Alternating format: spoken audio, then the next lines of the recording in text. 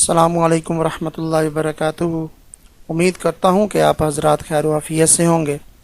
اللہ تعالیٰ مجھے اور آپ کو ہم سب کو خوش اور آباد رکھے اور تمام مصیبتوں اور پریشانیوں سے محفوظ فرمائے۔ آج بہت قیمتی ویڈیو آپ کے لیے یہ لے کر حاضر ہوا ہوں، اس کو دیکھیے گا، سنیے گا اور دوسروں کے ساتھ شیئر بھی کیجیے گا۔ سب سے پہلا جو کوشچن ہے وہ یہ ہے کہ کیا عورتیں نماز جنازہ پڑھ سکتی ہیں؟ کیا عورتیں نماز جنازہ پڑھ سکتی ہیں؟ تو بالکل پڑھ سکتی ہیں۔ عورتیں نماز جنازہ پڑھ سکتی ہیں، یعنی کہ ایک بھائی نے کوشچن کیا ہے کہ حرم میں عورتیں موجود ہوتی ہیں، حرم شریف میں، خانہ کعبہ میں، بیت اللہ شریف میں، تو کیا وہاں میت جب آتی ہے تو عورتیں ہوتی ہیں وہ نماز جنازہ پڑھ سکتی ہیں؟ تو بالکل پڑھ سکتی ہیں، جائز ہے، اس میں کوئی نہیں ہے۔ تو جب وہ تو نماز پڑھ سکتی ہے تو نماز جنازہ کیوں نہیں پڑھ سکتی؟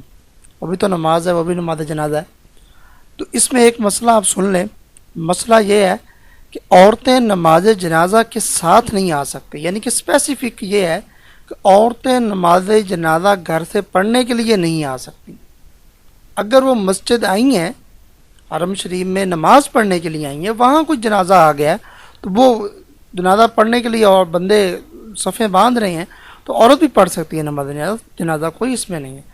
لیکن اسپیشلی نماز جنازہ پڑھنے کے لیے یا جنازے کے ساتھ آنا یا ویسے آ جانا کہ میں نماز جنازہ اس کا پڑھنے جا رہی ہوں، یہ جائز نہیں ہے۔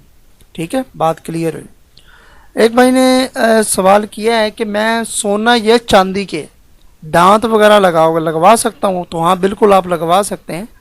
سونا پہننا جو ہے، چاندی پہن سکتا ہے مرد، لیکن اس میں بھی جو ہے نا وہ ہے کچھ اسپیسیفک رکھا ہوا اللہ تعالیٰ نے کہ 4.5 ماشے سے زیادہ نہیں پہننی۔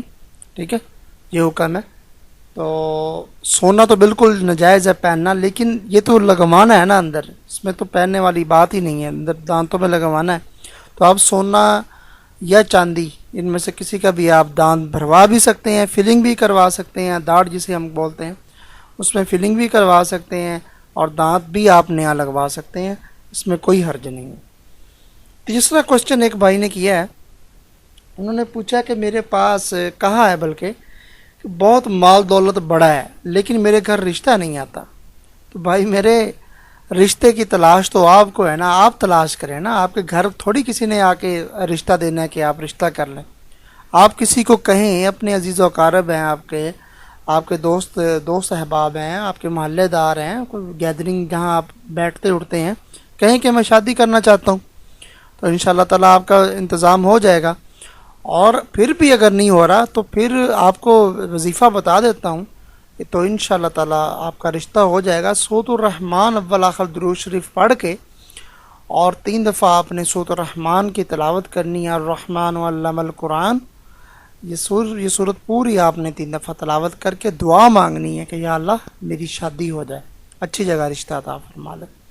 تو انشاءاللہ تعالیٰ 41 دن آپ یہ کریں گے، انہی 41 دنوں کے اندر آپ کا جو ہے وہ رشتہ ہو جائے گا، کوئی رکاوٹ نہیں ہوگی، کوئی کچھ نہیں۔ لیکن رشتہ آپ کو تلاش کرنا ہے، آپ جائیں، آپ تلاش کریں رشتہ اپنے لیے جو آپ کے لیے ٹھیک ہے۔